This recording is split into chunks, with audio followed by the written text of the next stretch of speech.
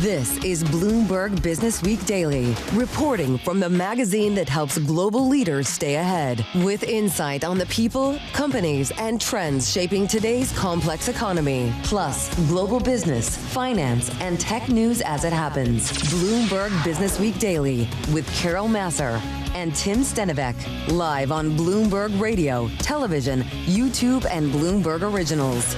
All right, everybody. Yes, indeed. It is TGIF Friday, December 12th. Why do I have December 11th in the script? Why am I always a day off? I can't. Do you know what's up with that? That's above my pay grade. Man. I'm not qualified to make that assessment. All right, can we get the doctors on that? Because there's something going on, I think. Well, it's the 12th. It's better than Friday the 13th, Carol. And that's where we are. Triskaidekaphobia. Yeah, well, look at this. The NASDAQ 100 off its worst levels today, but still down 1.7%. Maybe it's Friday the 13th in the NASDAQ trade. Okay. Well, there is a rebalance later today, so. Maybe. You know. The S&P 500 down 1%. We're going to have much more from Charlie Pellet in just a minute. He's going to give us all the details. Yes, indeed. We're going to get off. No.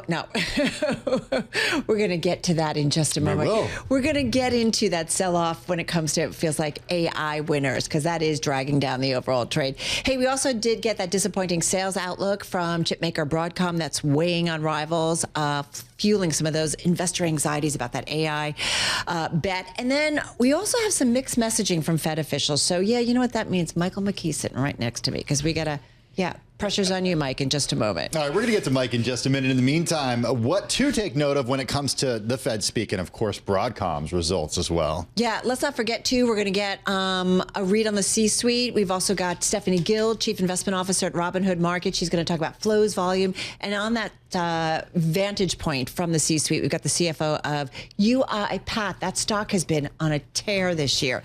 So we see what they have to say. He's got an AI angle as well. All right, looking forward to that over the next hour. First up, though, a check of the day's trade and top business stories. Here he is, Charlie Pellet. Hi, thank you very much. Indeed, got to begin with Oracle. Stock is down 3.9% right now. Earlier, we reported that Oracle had pushed back the completion dates for some data centers that it is developing for OpenAI to 2028 from 2027. That, according to sources. But right now, we have got an Oracle spokesperson providing an update saying the company remains confident in its ability to meet its obligations and future expansion plans, and that there have been no delays to any sites required to meet its contractual commitments. Again, Oracle shares trading lower now by 3.8%. We're looking at a down Friday right now, on track for a losing week on the S&P 500 index, the Dow, the S&P, NASDAQ. They're all in the red. S&P 500 index trading lower by 1%, 68 points lower at 68.32. Yesterday, you recall the S&P was at a record. The Dow down 220 now, down 0.5. NASDAQ down 1.5%. NASDAQ 100 index after Broadcom earnings down 1.7%. Broadcom, by the way, down 11.2%. 10-year 4.18% with the 2-year 3.52%, and the 30-year 4.85%. Gold up $11 the ounce now, $42.91, up by about 0.3%. West Texas Intermediate crude oil down 0.1%, 57.52 a barrel, and Bitcoin just above $90,000, but Bitcoin today down now by just about 2.9%. Keeping an eye on those pot stocks right now. We have got shares of a number of those companies advancing, surging right now. Let's begin with the ETF. MJ on the ticker, the Amplify Alternative Harvest ETF. It is up now by just about 37%. Tilray up 39%, and Canopy Growth up by 51% right now. Sources tell Bloomberg President Trump is expected to direct his administration to move to reclassify marijuana as a less dangerous drug. Recapping, S&P down 70, drop there of 1%. And for on-demand news 24 hours a day, subscribe to Bloomberg News now wherever you get your podcast. I'm Charlie Pellet. That is a Bloomberg Business Flash. All right, got it, Charlie. Thank you so much. We're going to talk more about Oracle in our next block. In the meantime, we want to get to, we're still thinking about Fed because it's definitely playing out in the trade today. Fed officials, including two who will become voting members next year, offered strongly opposing views earlier today on what to do with interest rates, Tim, continuing a debate that will grip the U.S. central bank into the new year. I am imagining that it's going to be a spirited conversation around the table there at the U.S. Central Bank. Holiday dinner. Yeah. I like that. Yeah. Exactly. With us on All Things Fed and more, Bloomberg TV and radio international economics and policy correspondent Michael McKee joins us here in the Bloomberg Businessweek studio. So Goolsbee cites the need for more data in a dissenting vote. Hammack says she prefers slightly more restrictive rates. Schmid cites too high inflation as reason for dissent. We're hearing from some of the dissenters. What's the collective voice that we got today? A collective voice was dissent. These were mostly the people who opposed the idea of cutting rates farther. The interesting thing about Jeff Schmidt, the Kansas City Fed Bank president, and Austin Goolsbee from Chicago, was they both tied it to visiting their constituents. So the anecdotes. The anecdotes being out in the districts and having people tell them that prices are their major issue and that they are really concerned about inflation. And as Goolsbee put it, we just can't assume that inflation is going to be transitory. Okay, so you make a really good point about consumer behavior and inflation expectations. What does it mean for the way a consumer behaves if they're worried about inflation? Well, in theory, you would spend more money today, but that's not necessarily what's happening. It's more that people's decision-making will be affected by the idea that they think prices are going to be higher. So they may or may not spend, and the economy slows down, and the Fed, if inflation is higher, is going to be raising interest rates, not cutting interest rates. Now, there's still a minority on the Fed, but it's a growing minority. And as you mentioned, Beth Hammack is going to be a voter next year. Now, Goolsbee and Schmid they're done voting for this round. But Beth Hammack is going to be voting next year, and she's definitely in the hawk camp. Mike, we've done some reporting. Bloomberg News has put out some stories about K-shaped economy, but really talking about which consumer matters most to the U.S. economy. And they tend to point to the higher end consumer. So are they feeling the inflationary pinch as well? No, not really. I mean, I thought the most important consumer was you, but don't tell my husband. When you go shopping, yeah. The people who have enough money spend just on what you would call discretionary. They're not worried about grocery prices and things like that. And those people are the ones that are holding up. Those people are the ones that are going to the luxury brands and still spending a lot of money. But with the lowest quintile and maybe the lowest 2 quintiles, they're the ones who are clipping coupons or cutting back or switching from. Everybody switched away from steak to chicken, but they're switching to other products that are cheaper because they're having trouble making ends meet. And Jay Powell made a point that is not incorrect. It's not so much that inflation is accelerating too much. It's only at about 3%, but that people are just used to, they're comparing to what we saw before the pandemic, and prices are high now, and they're not feeling that their wages kept up. I guess my point is, like, there's a social conversation. We've had it many times that this is not an economy where everyone benefits equally, right? And we know that. But I guess what I'm trying to say, if we just put on the economic hats, as you do so well, is it that the higher end consumer in terms of the U.S. economy is a lot more important? So that we care from an economic perspective what they are doing, that's more important.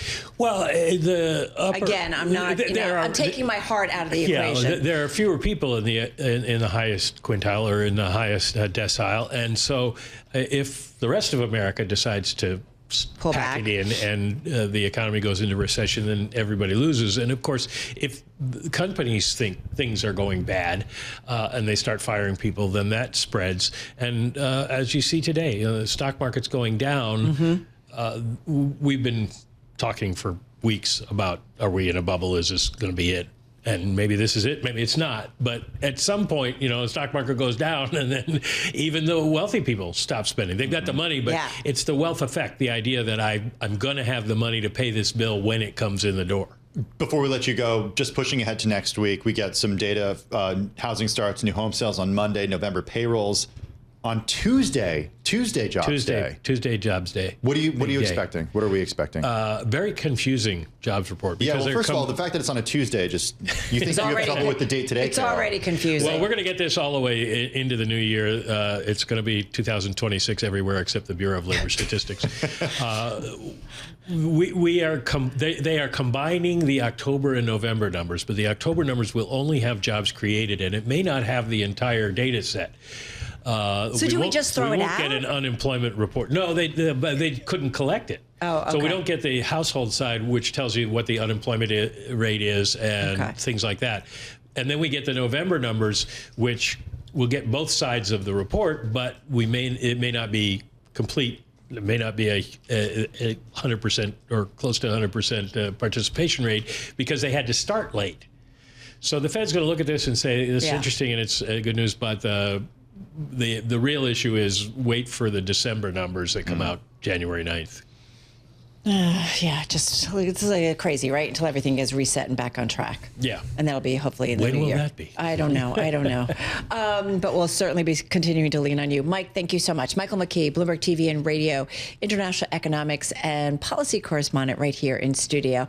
Let's broaden out a little bit and let's get into maybe investors, how they've been reacting since we got that Fed decision and what we are seeing with investment flows and what's going on in terms of activity. For that, we turn to Stephanie Gill, Chief Investment Officer over at Robinhood Markets. She joins us here in the Bloomberg Businessweek studio.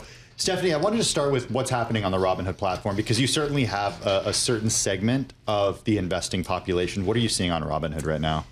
We're seeing still net buying, but it's been more muted, I'd say, than it was before. And it's been in some of the things that have been going down or had, like Netflix, for example. You've also seen where there's been sales, it's been more in the AI-oriented names. Okay. So I've kind of shared this before, but our customers tend to hold core positions and trade around them, meaning they buy when they go down and sell when they go up. But we're seeing a little bit differently where there seem to be like being more subjective about what they're investing in. And that's why I say like it was kind of interesting to see NVIDIA being sold and, things that are kind of under pressure. So selling rather than selling as they have gone up a lot and taking some profits, they're selling as they're going down. Yeah, but they probably have embedded profits because they've held them all year. So I think that's like kind of giving up a little bit on the AI trade for now. Well, like I totally get it. Like, Tim and I were talking about Oracle. Like it is still up almost 14% year to date, but we've seen a more than 40% decline from some of the, when it hit a record back in September, excuse me. So, I mean, how much can you dig deeper into the data in terms of what you're seeing? Is it Mag 7 names that people are getting out of? Is it all tech? Is it just AI related? Like, what are you seeing? It's just the AI related that I've seen, and then some of the like CoreWeave, those kind of names are the like neo cloud names. names. Exactly. You've also seen some buying in just broad-based ETFs and some T-bill oriented ones that like kind of make me feel like diversification, kind of parking things rather than trying to pick. So less playing the market and more like long-term diversified index funds? I think for now, Wow. Usually we see that activity when there's a big dip, like they go into ETFs first and then they play the differences in names. How are they playing this? I don't want to call it a crypto winter yet, but we're down another 3% on Bitcoin, hovering around $90,000 per Bitcoin right now. How's that played out over the last couple of weeks? In the stocks, I've seen actually some buying in like the MicroStrategy names, but on the crypto side, I've actually seen more selling than buying. Interesting. Yeah. So instead of actually holding the patterns that you're seeing, instead of actually holding the cryptocurrency, people are instead putting money into the proxies or the hoarders. Yeah. Okay. I mean, if you can make that relationship, I kind of look at two different dashboards, like crypto versus, but I did think it was interesting to see buying into the equity related. Yeah, because certainly strategy has had its own set of challenges. Yeah. Okay, so let's back out a little bit and talk big macro picture right now. We haven't had a chance to speak to you in a few weeks. And given what we heard from Jay Powell, what we just heard from Mike McKee about different views of the economy coming from different people, where do you sit? I think the economy is okay, actually. Like, I think this is totally anecdotal, but my feeling is that like New York City is busy, travel is a lot. Like, I actually think the consumer is generally okay. That being said, the lower end consumer is still not doing well, and I don't think they've been doing well for a while. So I do think things got overvalued market wise. So I do, and I also think that the Fed is caught between a rock and a hard place because you do have this explosive growth in the AI trade, growth in credit markets, and so they have to kind of worry about that being overblown and that creating increased inflation. Obviously, we don't know what's going to happen with tariffs, but that's creating an issue for them too. Then you do have the lower end consumer that is still struggling. So it makes me think of like Europe post 2008 when they had to worry about like Spain versus Germany.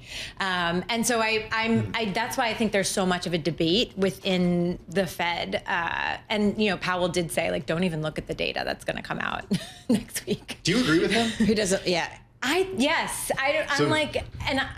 worry about the quality of it too, like in general. So I want to ask you about, I'm looking, you know, we're almost at the end of the year, so we can look at the S&P 500, the major industry groups, and see what really did well or didn't do. I mean, communication services names, 31% higher, information tech, 23%. Yeah. So even though, I mean, the Mag 7, even if we start to see, you know, pullbacks on some of these names or the AI trade, still outperforming. Industrials up almost 20%, financials up 13%. I'm looking at the S&P Composite Pharmaceuticals Index. It's up almost 21%. Finally now, yeah. Yeah, finally, exactly. So I'm just curious, what else can you dig deeper in a year where we've talked so much about AI, we've talked about rare earths, we have seen some, you know, M&A activity going on. What is it that you have also seen that are interesting, and you can get an idea of what investors are interested in and what they are not interested in?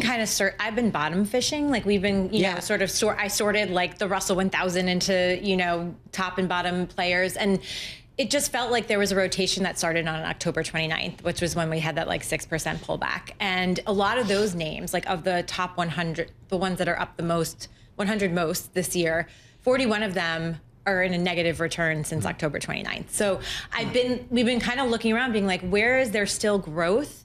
And I actually think like the other thing we've been doing this year is investing in alignment to fiscal policy, because we do think like what the Trump administration is doing is important to understand.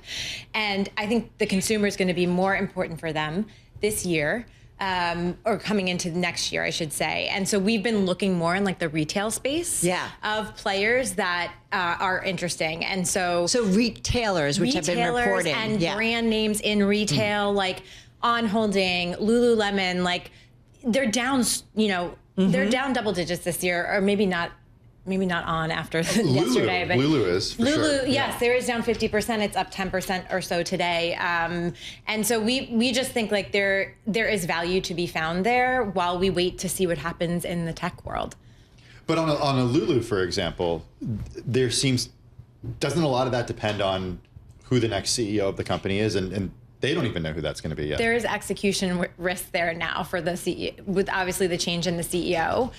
But I think it lost some shine on its brand. And I think they have done a lot to try to turn that around. And you've seen that in Gap this year, which is also like, I think they're further into that journey. But I think it actually creates an opportunity. Yeah, Gap's been doing really well of late. Yeah, it's now up about 11% year to date. But your point is, right, that if the consumer feels better and is out there spending, if we get more juice in terms of the way of stimulus, you know, whether you believe it's the right strategy or not, if there's more money in the pocket of consumers. Try not to invest in my heart. I know. It's going to go somewhere. And so there are names that will certainly benefit. Great stuff. Love digging deep into your platform. Stephanie Gill, she's Chief Investment Officer at Robinhood Markets, joining us right here on Bloomberg Businessweek Daily. On a day where we are seeing, Tim, stocks under pressure, down 1.8% on that NASDAQ 100. Yeah, but off our worst levels of the day. The S&P 500 down 1% right now. The Dow down just 0.5 percentage point. All right, when we come back, we've got a couple of tech stories we want to dig a little bit deeper into, including Oracle pushing back on AI data centers. Or are they? Because they're pushing back. They're pushing back on the pushback. They are. Also, Broadcom taking the socks with it. Our tech roundup, that's coming up next on Bloomberg Businessweek Daily. It's 2:21 on Wall Street. We do check markets all day long here at Bloomberg. We are looking at losses right now for the Dow, the S&P, and NASDAQ, with the S&P 500 index down 75, now at 68.25. That is a drop of 1.1%. Dow Industrials down 252, down 0.5%. NASDAQ down 377, drop there of 1.6%. The NASDAQ 100 index down 1.8%. Oracle down 4.6%. Broadcom, after earnings, down now by 11.5%. We've got the 10-year currently yielding 4.18%, with the 2-year 3.52%, the 30-year 4.85%. Gold up $15 the ounce, $42.95, up by about 0.4%. West Texas Intermediate crude oil flat on the day, $57.58 a barrel. And Bitcoin now down 2.8%. A Bitcoin is at 90,250. After earnings, shares of Lululemon Athletica, they're up by 10.5%.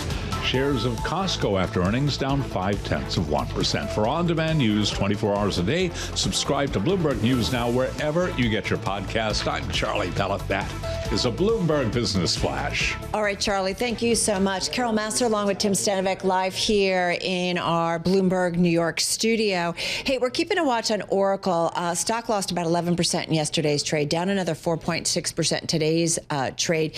We did have a redhead crossing the Bloomberg earlier today, and that headline talked about Oracle pushing back the completion dates for some of the company's data centers that it's developing for the artificial intelligence model developer OpenAI, pushing it back to 2028 from 2027, according to people familiar with the work. At the same time, Oracle has come out, though, and they're pushing back on that. So we wanted to get into it with Bloomberg News technology reporter Brody Ford. He's joining us here in studio.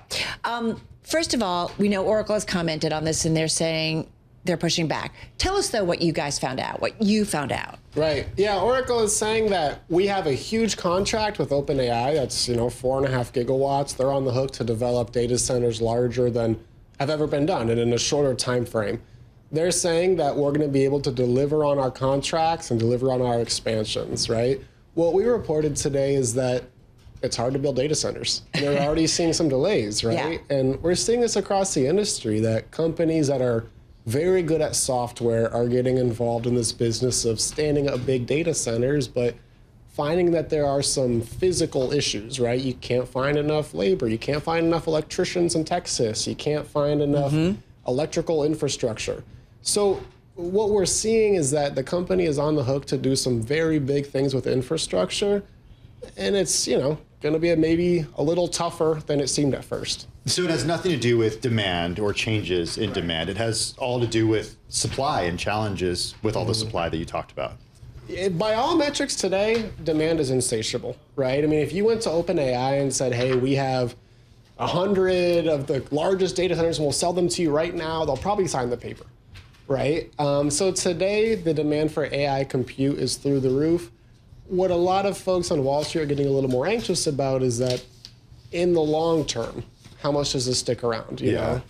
So let's broaden this conversation out a little bit, because you have a big takeout today, just crossed for Bloomberg Businessweek. It's written along with Drake Bennett, and it dives into a question that Carol and I have really been talking about for, gosh, I think probably 3 months at this point. At least, since that last Oracle earnings report. You can't forget it. Yeah, you can't forget that one. Yeah. And that's why Oracle has turned into this poster child for whatever some investors are calling could be some sort of bubble with AI. Why is Oracle in that position? To put it simply, because they're so levered. It's all about that. Oracle is one of the world's great cash creating machines. Its database software it's fueling this room, it's fueling many corporate rooms, and Oracle said that, hey, we see this AI moment coming, and we're willing to throw all of our cash and then some at becoming the AI infrastructure provider. Where the jury is still out is that a good business to be in? So, when we talk about AI, the spend, for such a long time, Brody, it was about NVIDIA and their chips. Yep. Where is Oracle exactly? Like, what is it that they are providing and what they are doing? Yep, good question. So they buy a ton of NVIDIA chips, rent out some data centers, put the two together, and then sell that capacity to somebody like OpenAI. And that's making it sound simpler than it is, because there's a lot of logistical work that goes in there, but they're effectively a project manager. They're the quarterback of getting all this stuff together between the real estate developers, the chip makers, and the customer. So why do people want to work with them, and rather than just do it on their own directly? Because we do know, right, some the hyperscalers, a lot of them are just kind of doing it on their own, right? Or are they not? Well, Oracle is effectively trying to become a hyperscaler. They're trying to become, Microsoft built its own AI and they build the data centers. Oracle has kind of emerged as a specialty player for AI infra. They wouldn't put it that way. They want to serve all types of workloads, but where's the opportunity right now? It's in AI. There was a period in September where Oracle shares surged 47%. in just a matter of a couple of days, thanks to a robust earnings report, a robust outlook, and then announcing some big deals. Since then, it's down about 42%. What was the catalyst that got investors to think differently and then also price these credit default swaps the way they've been priced? Oracle's been trying to get into the cloud infrastructure game for years, and for a long time they were kind of made fun of. They weren't taken seriously. Yeah. What's changed so much lately is they got this massive booking with OpenAI, $300 billion in commitments. And so that's when in September we saw the stock go crazy. But what happened after that is OpenAI went around town and kept signing commitments with everybody else. And it led investors to say, okay, can they actually pay these bills? What is a commitment? What does that mean? A commitment that's what investors were questioning. Well, if OpenAI is making all these commitments, can they actually follow through? Can they actually follow through with these commitments? Is Oracle going to get the $300 billion, or is Yeah. I feel like this reminds me of like the Amazon spend, and investors were, they weren't profitable, blah, blah, blah. And then all of a sudden it was like AWS came out of nowhere and they just owned market. Brody, don't go anywhere. I want to bring in our own Ian King. He's Bloomberg News, U.S. semiconductor reporter, because there's a lot going on, but one of the other things in today's tech trade is we've been looking at what's going on with shares of Broadcom specifically, because we've seen this stock really take a big beating. I just want to pull it up on my Bloomberg here, and you've got shares of Broadcom. They're down almost 12% in today's session, so hovering near their lows of the session. It's a company, a chip, a company, I guess that you could say, that is really vying with NVIDIA when it comes to AI computing revenue. I want to bring in Ian. He's out there in our San Francisco bureau. Ian, the stock's getting really beat up. Having said that, if I look at the year to date, the stock is up almost 55%. So the quarter, what we got from Broadcom, not so bad, but was it just expectations are so high right now? I mean, the numbers were fantastic. Obviously, compared to where they were a year ago, they're doing really well. But that's kind of the case for all of these AI companies. If there's a through line between, Broadcom and Oracle the day before, it's that where is all of this coming from, right? Yesterday, Broadcom talked about huge orders from Anthropic. There was also some confusion about what kind of business it's doing with OpenAI, like Oracle. So I think any uncertainty, anything that isn't, fantastic and immediately supportable is creating concern amongst investors right now, and that's really what's happening.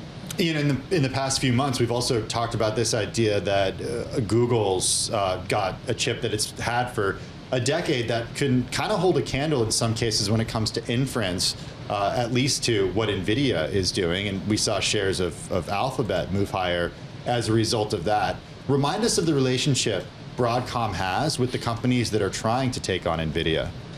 Yeah, it's complicated. I mean, you have to think of Broadcom as like an architect. It's like you've got a lot of money, Tim. You want a flash new house. You go to an architect. The architect basically creates the blueprint that then you take to the builder, which in this case would be TSMC, and they create the chip. So anybody that's wanting to make their own chip that would be potentially a rival for NVIDIA's GPUs tends to go through Broadcom and say, "Hey, help me out with the blueprints here," and that's what they're doing. So they're taken as like a benchmark for how well these efforts that these companies like Google, like Microsoft, like AWS are in terms of their roadmap towards competing directly and replacing what NVIDIA does. So it makes sense that Alphabet, Apple, and Meta platforms are among the biggest customers of Broadcom. It totally 100%. Makes sense. Ian, I feel like we've had this conversation with you about Intel, once the chip king, and no more. NVIDIA, the chip king, although it looks like even there has been a little pecking away at some of the narrative around that company. I mean, is there enough to go around, or are we likely to see some things maybe change, even in the fortunes of a company like NVIDIA? Or does it look like what you're hearing in terms of orders, and the AI build, that it's still going to be a company that everybody's going after? I mean, back to what I think Brody just said, which is right now there is no evidence of a slowdown. There's no evidence that, things that we're overbuilding, that there isn't a fundamental demand to support all of this investment. That doesn't mean that we won't get there or get there soon. When that will happen, we don't seem to know right now. What is, I think, a growing uncertainty is that who is paying for it? You know, even though these companies have got fantastic growth in terms of viewer numbers, is that reflected in revenue? Is that reflected in profitability? And I think for this to have a continuing surge along the same lines that we're seeing, we have to see more of that coming in. We have to see more profit dollars being shown to the world rather than just profit dollars of those who are basically being paid to build the systems. That's a big thing I heard a lot too when thinking about Oracle's success, because effectively for Oracle to be successful, OpenAI has to be, and for OpenAI to be successful, it can't just be ChatGPT. It can't just be a couple of hit AI products. All of this spending is premised on something that's truly transformational, that really redefines a lot of industries, saves a ton of money, and it's like the level, not like the internet level, right? And we are just not, we don't have a line of sight there yet. Right, that's exactly what we're trying to figure out. And if that is the promise, then there are some serious structural issues with the way the economy is laid out right now. I mean, so many unknowns, Brody, that people are concerned about. And we even look at the what David Sachs said earlier today on Bloomberg TV with Ed and Caroline, that there are a lot of people who are concerned about losing jobs as a result of AI. But he cited a Yale study that he said, this is David Sachs, that said, you know, we haven't seen a loss in jobs correlate with the introduction of ChatGPT. So it's not, he argues that it's not materializing right now. Yeah, I mean, I think that's true. I think we've all used these tools, right? They're good, they're not great. I think, you know, they've been around long enough that we've seen the booster cycles. And 2 years ago, there were a lot of promises made that haven't happened yet. Now they're good tools. They're used a lot, and they are transforming some industries. But for all this to pay off, it needs to go further. 30 seconds to you, Ian. Hak Tan saying he didn't give an annual AI revenue forecast, saying it was a moving target. He'd rather not give guidance on what is going on in 2026. Are you comfortable with that? Is that him being very honest and just, it's not bad, it's just a moving target? Or is it a little bit of being cautious? The problem is, you know, Wall Street is not comfortable with that. In the past, we like Hawk and his directness. There were a lot of questions and a lot of seeking clarity yesterday, and people came away with that not entirely sure when this money is going to come in.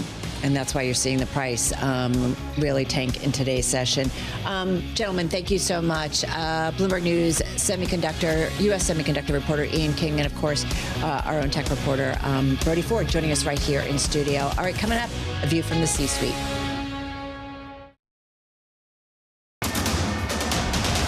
It's 2:40 on Wall Street. We do check markets all day long here at Bloomberg. That rotation out of tech stocks gaining momentum this afternoon after disappointing earnings from Broadcom and anxiety about Oracle's data centers renews worries about the AI trade. Right now, we got Oracle down 4.5%. Broadcom after earnings down 11.4%. Bottom line here, tech stocks selling off. NASDAQ 100 index down 1.8%. NASDAQ Composite Index down 1.6%. S&P keeping it all in context. That is down 1%. Dow Industrials down 0.5%. 10-year 4.19%. We do have spot gold right now trading higher, up 0.4%. 42.96 the ounce. West Texas Intermediate crude 57.44 a barrel, down 0.3%. Bitcoin down 2.9%. 90,221 on a Bitcoin.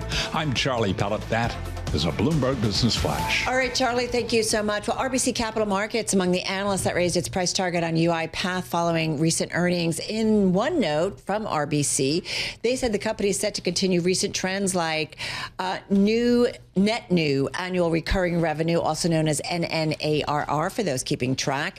They also cited stabilization and improved profitability despite debate around its role in an increasingly agentic automation world. That is something we're going to dig into with our next guest. We got Ashim Gupta with us, CFO and COO of the $9.4 billion market cap company UiPath. The share's up close to 40% so far this year. 12% of the float is shorted. Also with us here in the Bloomberg Businessweek studio, Nina Tretman, Bloomberg News senior editor.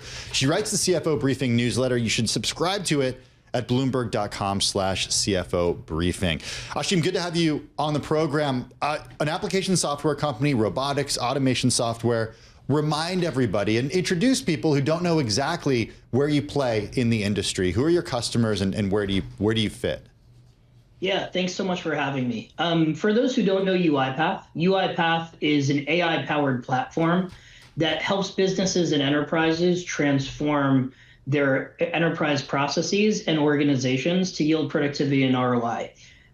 We do so by emulating what humans do through both deterministic, rules-based automation and agentic automation, using agents and AI to automate a lot of those tasks. We own more than half of the Fortune 500 companies in the world. We have 10,800 customers that span industries from financial services to healthcare to the US federal government. And we operate in over 100 countries. The reason for that breadth is because we are very relevant to what every enterprise of almost any scale does in terms of taking away mundane work to yield for a more productive workforce. So do me a favor, just because I'm stupid and it's Friday. So Carol. I'm okay. I'm really okay with it. Give me just in 30 seconds, a quick example of a company that you work with and what you do for them.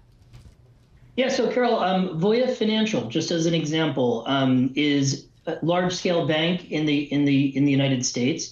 We're working with them to automate their everything from HR operations, such as employee onboarding, to financial processes.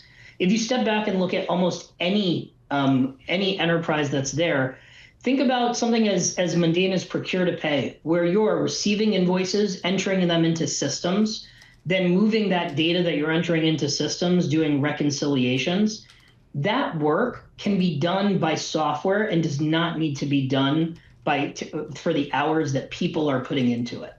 You take something like that as a simple example, but then you can go and you look at a Fortune 10 healthcare company that we work with. All of their claims processing gets touched by our software. Entering data, analyzing and understanding data, and with agentic, providing reasoning to allow for decisions to be made. Those are two examples. Just wondering, Ashim, in your finance organization, are you using it there too? Huge. When you look at UiPath has scaled from almost zero revenue in 2017 to over $1.8 billion of ARR to where we are today. Within our finance department, but across our enterprises, we employ our own software. So we have not had to add people net to our company in many years. We've been able to achieve that scale both geographically as well as from a revenue perspective using automation. And that's not unique to us. That is something that a lot of our customers benefit from. Okay, so we all sat up, Ashim, a little bit straighter, because there is so much of a narrative and conversation going around AI and what it's going to do to the labor market. It sounds like you haven't had to hire people. Reality check, are a lot of companies going to be able to not hire people or even let people go because of what AI or agentic AI is going to be able to do for them? Yeah, let me make a small nuance here. Okay. We've hired people just in the places that provide higher return in terms of revenue or higher paces of innovation. So in our minds, companies should be hiring and people will continuing to work, but it's going to be working in higher skilled areas and areas that have a higher return to the enterprise, whether that is working interactively with customers or whether that is on pace for designing the next feat of innovation to bring to the market over the next couple of years. So this isn't about hiring less, it's about hiring where you want to. And all of that translates to ROI. Ashim, just wondering, we've seen a lot of concerns in recent weeks, specifically in November, among investors around AI and whether what we're currently seeing is leading us into a bubble at some point. If you look at your bookings for next year, like what does that look like? And what's the feedback that you're getting from clients if they're thinking about their spending plans for next year? Yeah, look, I think what our customers feel is they feel a variable macroeconomic environment, I think like all of us do. And, a lot of times what we all discuss in our various forums, whether that's formal or informal, what I can tell you is what's encouraging is customers want to spend. The key area is they're not going to spend unless they see ROI. So as we're looking at our demand funnel, we launched our agentic platform, bringing agents and AI-infused automations to enterprises earlier this year. If you go back to maybe 2016, 2017, 2018, there were innovation funds that you could go and say, hey, let me go and spend $2 million and just experiment. I think experimental funds are moving down, but there's a lot of funds available that for projects and areas that yield ROI. So once we launched our platform, the demand for proof of concepts and pilots really we're super encouraged by. Even in the first 5 to 6 months, more than 700 of our 10,800 customers, these companies are going and building agents on our platform and figuring out where are the highest ROI areas. So there's a lot of activity, and I think funding will follow activity so long as that there is ROI that is there. And that's what gives us a lot of confidence and optimism as we look into the years ahead for UiPath. Ashim, very briefly, very interested in the work that you do for governments in the US and around the world. How do you characterize that work? Like, what do you do for them? And also, how big of a business is that for UiPath? Yeah, so the public sector is it's greater than 10% of our revenue base just globally. That was as of 2 years ago. We haven't disclosed figures since then, but it's, I would imagine it's in a similar vein here. I can represent that. When you look at the US government, it's everything from areas of agencies that are in high paper network. They use our software to actually scan, read, and extract data so they can process things fast. There are partners that we work with the government that are taking papers that are sitting in caves and in parking lots, trailers and trailers of them, and digitizing them as a part of their digital transformation. Getting audit compliance across the government, which involves retrieving documents and processing different areas for auditors and business teams, that is a key area that we can look at. But we're across every agency that is there. What I'd say is we've gotten super close to the government over these last years. We've continued to have a great relationship with them. And just like enterprises, what's encouraging is they're looking for high ROI, high impact, transformative areas to deploy our software. All right. Well, super interesting. And I hope you'll stay in touch so we can continue this conversation. Ashim Gupta, CFO and COO of UiPath, joining us from afar. And of course, right here in studio, Nina Tretman, Bloomberg News senior editor. She writes the CFO Briefing newsletter, which you can subscribe to at Bloomberg.com/CFO Briefing. You get a new one every Sunday. Nina, thanks. And Ashim will be featured in an upcoming edition of the Bloomberg CFO Briefing newsletter. Also, for more coverage of CFOs, you got to check out Chief Future Officer, the series from Bloomberg. The newest episode premieres next week. It features the CFO and COO of Hasbro. That's Gina Getter. Watch next Wednesday at 9:30 New York time. This is Bloomberg Businessweek Daily. You're listening to Bloomberg Businessweek Daily with Carol Massar and Tim Stenovec on Bloomberg Radio and Television. All right, everybody. We are coming up on the last hour of trading on this Friday and also for the week overall. Let me just pull up my market boards. And right now, we're off our lows of the session, still down about 1% on the S&P 500. NASDAQ 100 still down about 1.8%. We've really seen a pullback on the trade when it comes to kind of almost anything related to AI. So that's where we're kind of ending up on this Friday, which has been a jam-packed week. It has. Again. You actually even thought it was Friday the 11th, but it's Friday the 12th. Yeah, I'm having trouble with that. I check my calendar. If we take a look at how stocks have shaped up this week, as we do get to an hour left in equity trading, down 0.6% on the S&P 500, the NASDAQ Composite down 1.5% this week. The Dow, though, Carol, up more than 1.1%. Yeah, that I think has been interesting, the rotation, which says maybe, again, out of maybe some of the momentum trade and then into some other less loved parts of the market. It's just kind of interesting to see that. I'm Carol Massar along with Tim Stenovec. Let's get to some stocks on the move on this Friday. With us to do that is Bloomberg cross-asset reporter Denitsa Tsekova in the house. And we're going to start with Oracle. We've been talking about this one a lot today. We've been talking about it a lot this week and in the past month, and it's really shaken the whole AI trade. We see the Nasdaq is down today, the S&P is down today, and a lot of it came after the news that Oracle has pushed back the completion dates for some data centers that is developing for OpenAI. Initially, they were going to be in 2027. Now the date they have is 2028.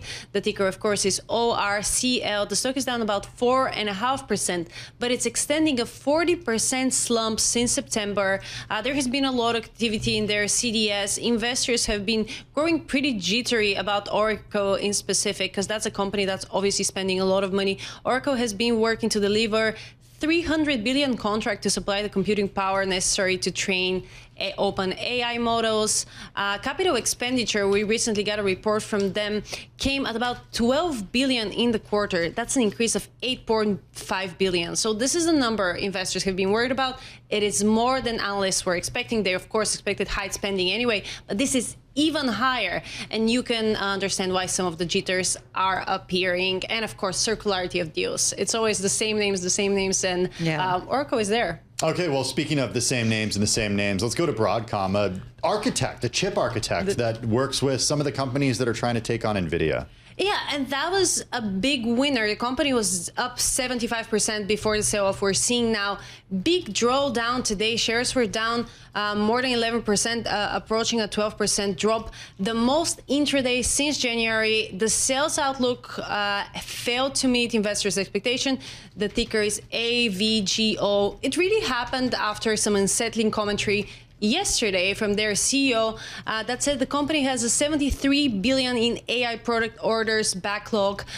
He later tried to suit investors and said that that figure was a minimum, but nevertheless, we're seeing a really, really big sell-off, and the combination of Oracle and Broadcom is really dragging tech stocks down. Investors were seeking more clarity on when and how the company will get a payoff from AI, but instead they didn't even get a forecast for AI revenue for 2026. So, the worries are there. We saw some good numbers. Sales will be about $19 billion in the first fiscal quarter, which is more. Ian King said that it was a really good quarter for Broadcom. The report was good, but no one is looking at what's happening now. Everyone is looking at the outlook, and any small disappointment, it happens a massive loss. Yeah. Two-digit drop on a day. It's just incredible. So if you don't like the AI trade, just go out and buy some yoga pants. Yeah, that's shares of that's Lululemon. the winning trade. If you want to be up 11% today, the ticker is LULU. Lululemon shares rallied after the yoga wear maker boosted its full-year outlook and announced that its chief executive officer would step down. There has been a lot of competition. There are so many brands that offer $100 yoga pants, and Lululemon has kind of taken the back seat for some time. There is Alo, Nike even has like a Skims partnership, and those have been very popular. We're seeing some positive results in Lululemon after a pretty tough few years. Lululemon's fiscal third quarter report had several positive signs. Profit and comparable sales is something analysts are pointing that there is some optimism there. The company has been pushing to improve their products and to increase their allure. They have some new fun things that have been working. But nevertheless, the company is down 50% before today's rally. So it's been a tough year. But people are looking forward to more yoga pants and more optimism in that area. I want to live my whole world in a pair of yoga pants. Sometimes that's what I'm wearing in the studio. Just throw on a jacket and wear some yoga pants. I'm going to talk about Chip Wilson. He's the Lululemon founder. He blasted the company's board after its leadership changes. He said the directors failed on succession planning and allowed what he calls significant value erosion under CEO Calvin McDonald. He's making his voice heard as a huge shareholder of the company that he founded. Yeah, I mean, listen, it's a higher end product. It's not inexpensive. You don't often see sales at Lululemon. We'll have to figure out, and there's a lot more competition in that space. Don't forget about your quarterly $75 credit, girl. I just signed up on Amex. I used my friend's credit. It was really good. All right. Good stuff. Denitsa, thanks so much. Hey, check out our Stock Movers podcast, 5-minute episodes of the biggest winners and losers in the stock market. You can find it on Apple, Spotify, or anywhere you get your podcasts. We're actually going to be speaking about what's going on at Lululemon with Bloomberg Intelligence's senior analyst for e-commerce and athleisure, Poonam Goyal. She's going to join us at the top of our show on Bloomberg Businessweek Daily. I want to know what names are being floated. Yeah, I do too. Also, we're going to get into the astronomical cost of defeating any foreign aerial attack. We are talking the Golden Dome. This is an incredible story. That's all ahead. If you're watching on TV, the close is coming your way. We continue on radio.